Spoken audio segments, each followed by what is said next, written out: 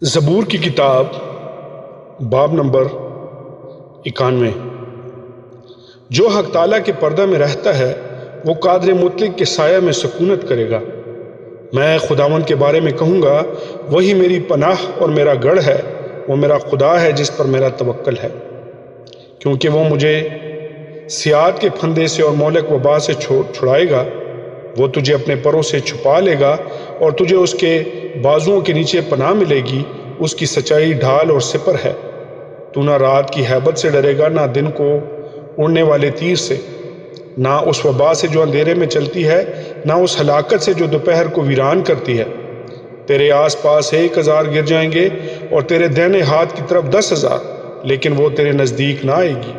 لیکن تو اپنی آنکھوں سے نگاہ کرے گا، شریروں کے انجام کو دیکھے گا۔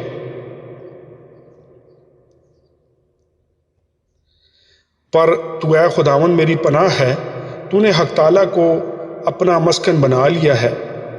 تجھ پر کوئی آفت نہ آئے گی اور کوئی وبا تیرے خیمہ کے نزدیک نہ پہنچے گی، کیونکہ وہ تیری بابت اپنے فرشتوں کو حکم دے گا کہ تیری سب راہوں میں تیری حفاظت کریں۔ وہ تجھے اپنے ہاتھوں پر اٹھا لیں گے تاکہ ایسا نہ ہو کہ تیرے پاؤں کو پتھر سے ٹھیس لگے۔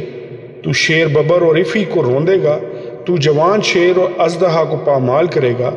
چونکہ اس نے مجھ سے دل لگایا ہے، اس لیے میں اسے چھڑاؤں گا، میں اسے سرفراز کروں گا، کیونکہ اس نے میرا نام پہچانا ہے۔ وہ مجھے پکارے گا اور میں اسے جواب دوں گا۔